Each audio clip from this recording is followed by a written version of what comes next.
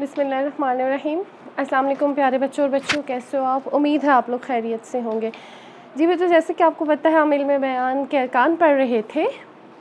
उनमें हमने इल्म बयान का जो पहला रुकन था तशबीह, वो और उसके तशबीह हम पढ़ चुके थे। आज इल्म बयान का जो दूसरा अहम रुकन है इस्तिहारा, आज हम इस्तिहारा पढ़ते हैं। जी बच्चों, आप लोग अपने पास ये नोट कर लीजिएगा, ठीक है? फिर आपने याद भी इसे कर लेना है। देखते हैं इस्तिहारा क्या है। जी बच्चों, इस्तिहारा, ठीक है, इस्तिहारा का लफ्ज़ मुस्तहार से निकला है, यानी मुस्तहार उधार लेना, मुस्तहार उधार को बोलते हैं, जिसका मतलब है उधार लेना। ठीक है, क्या मतलब है इसका? उधार लेना। इल्म बयान के मुताबिक जब किसी लफ्ज़ को हकीकी मानों की बजाय मजाजी मानों में इस्तेमाल किया जाए और हकीकी और मजाजी मानों में तशबीह का तहल्लुक पाया जाए तो उसे इस्तिहारा कहते हैं। ये MCQs में भी आपके पास ये चीज़ आ सकती है, ठीक है, कि डैश का तहल्लुक पाया जाए तो उसे इस्तिहारा कहते हैं। तो ये आपको पता होना चाहिए, इस पर गौर करना है। किसे इस्तिहारा कहते हैं? किसी लफ्ज़ को हकीकी मानों की बजाय मजाजी मानों में इस्तेमाल किया जाए और हकीकी और मजाजी मानों में तशबीह का तहल्लुक पाया जाए तो उसे इस्तिहारा कहते हैं। मसलन मिसाल देखें किस तरह से इस्तिहारा कहेंगे। किसी बहादुर आदमी को शेर कहना, किसी को उसके हुस्न की वजह से गुल कहना, ठीक है। माँ अपने बेटे को कहे मेरा चांद, तो ये इस्तिहारा है। गोया वो चांद है, चांद से उसका आर्जी नाम उसका नाम आर्जी तौर पर उधार लेकर अपने बेटे के लिए इस्तेमाल करती है। इस्तिहारा और तशबीह, अब देखिए तशबीह में फ़र्क क्या है। तशबीह में आ जाता है मेरा बेटा चांद की तरह खूबसूरत है, उसमें आ जाता है की तरह की जैसा की मानंद। ये भी क्वेश्चन आ सकता है तशबीह और इस्तिहारा में फ़र्क बयान करें, लेकिन इस्तिहारा में कहेगी मेरा चांद, ठीक है। ये जो है तशबीह और इस्तिहारा में फ़र्क है। या मेरा बेटा शेर की तरह बहादुर है, तो ये हो गया तशबीह, लेकिन कहे मेरा शेर, तो ये क्या होगा? इस्तिहारा होगा। शेर की बहादुरी से लफ्ज़ जो है वो मुस्तहार लिया गया है। समझ आ गई आपको बच्चों इस्तिहारा क्या? फिर आगे बात करते हैं अरकान इस्तिहारा। तशबीह के जैसे हमने अरकान किए थे, इसी तरह से इस्तिहारा के भी अरकान हैं। इस्तिहारा के 4 अरकान हैं। मुस्तहार ले या लहू इसे बोलते हैं, मुस्तहार मिन्हु या मिन, लफ्ज़ मुस्तहार और वजाए जामे, ये जो हैं ये इस्तिहारा के अरकान है। अब हम सबसे पहला जो रुकन है मुस्तहार ले या मुस्तहार लहू, उस पर बात करते हैं। मुस्तहार ले, अब देखें ये क्या है? वो शख्स या चीज़ जिसके लिए कोई लफ्ज़ मुस्तहार लिया जाए, यानी जिसके लिए कोई लफ्ज़ मुस्तहार लिया जाए यानी कि उधार लिया जाए।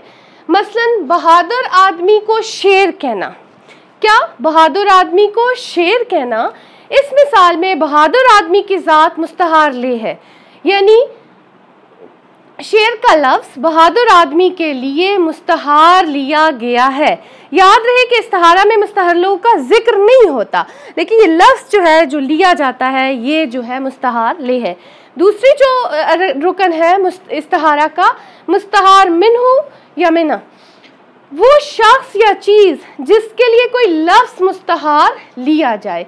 मसलन बहादुर आदमी को शेर कहना, इस मिसाल में शेर मुस्तहार मिन्हु है, ठीक है। क्या है शेर? मुस्तहार मिन्हु।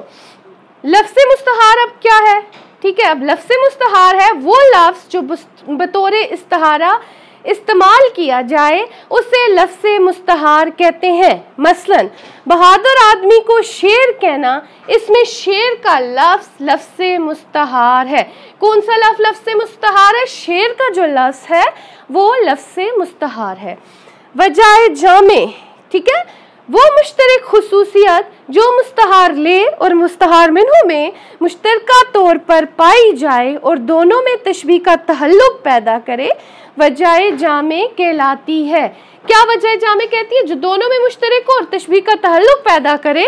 मुस्तहार ले और मुस्तहार मिन्हु में जो खुसूसियत मुश्तरक हो और दोनों में तशबीह का तहल्लुक पैदा करे तो उसे वजाए जामे जो है वो कहते हैं। मसलन किसी बहादुर आदमी को शेर कहना, इस मिसाल में वजाए जामे बहादुरी है। जो मुस्तहार ले یعنی مستحار لے کون تھا؟ بہادر تھا، اور مستحار میں نو شیر تھا. دونوں کی مشترکہ جو خصوصیت تھی یہ کیا ہے؟ وجہ جامع ہے. جی بچوں آپ کو ارکان استحارہ کی سمجھ آ گئی؟ کتنے ہیں؟ 4 ہیں. یاد کر لینے اس طرح سے کون کون سے مستحار لے، مستحار میں نو، لفظ مستحار اور وجہ جامع. آگے ہم بات کرتے ہیں جو شعری مثال کے ساتھ. یہ تو نثر کی مثالیں میں نے آپ کو بتائی، نثر میں استحارہ کی مثالیں. آگے ہم شعری مثال کے ساتھ اس کی بات کرتے ہیں. دیکھیں ذرا اسے، شعر کو دیکھیں. جی بچوں شعری مثال ہے. مثال دیکھیں، کس شعر کی آمد ہے کہ رن کانپ رہا ہے، رن ایک طرف چرخ گہن کانپ رہا ہے. اب وضاحت دیکھیں اس مثال کی کیا ہوگی. اس شعر میں لفظ شعر کیا ہے؟ استحارہ ہے. یہ کیا ہے؟ لفظ شعر کہاں سے؟ یہ ادھار لیا گیا ہے. ٹھیک ہے، لفظ شعر استحارہ ہے. حضرت امام حسین، اب کس شعر کی آمد ہے؟ یہ حضرت امام حسین کا ذکر ہو رہا ہے جو وہ میدان کربلا میں بہادری کے ساتھ داخل ہوئے. حضرت امام حسین کیا ہے؟ حضرت امام حسین مستحار لے ہے، اور شعر کی ذات مستحار منع ہے، اور شعر کا لفظ جو ہے وہ لفظ سے مستحار ہے. اور وجہ جامع اس مثال میں کیا ہے؟ شعر کی بہادری اور حضرت امام حسین کی جو بہادری ہے وہ کیا ہے؟ وجہ جامع ہے. سمجھ آ گئی؟ شعر کے ساتھ آپ نے اسی طرح سے آپ نے شعر لکھ کے وہ کر دینا ہے. شعر جو ہے یہ استحارہ ہے، حضرت امام حسین مستحار لے ہے. کس شعر یہاں سے یہ اس طرح سے آپ نے اسے بیان کر دینا ہے، ساتھ تھوڑی سی تفصیل بھی، مثال کی وضاحت بھی لکھ دینی ہے. ایک اور شعر ہے، بھیجنا خط کا کیا اس بت نے بند، بھیجنا خط کا کیا اس بت نے بند، اب خدایا موت کا پیغام بھیج. اب اس میں کیا، اس شعر کی کیا مثال ہوگی؟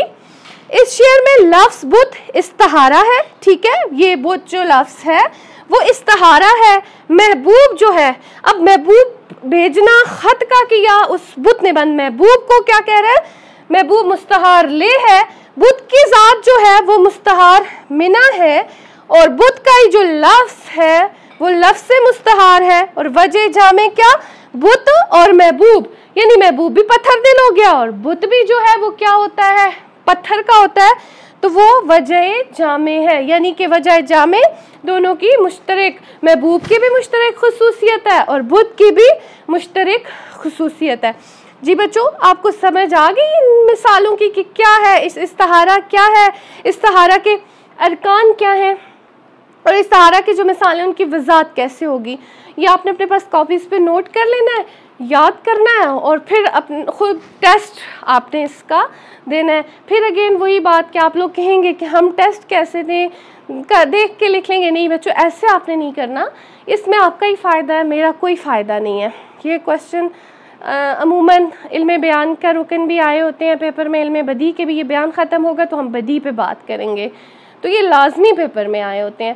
آپ نے اسے اچھے سے یاد کر کے استحارہ کی تعریف، استحارہ کے جو ارکان ہیں 4 اور ان کی جو مثالیں ہیں وہ آپ نے اچھے سے یاد کر کے ٹیسٹ کرنا ہے. ٹھیک ہے، یہ ذہن میں رکھ کے کہ میم نہیں دیکھ رہی تو اللہ ضرور دیکھ رہا ہے.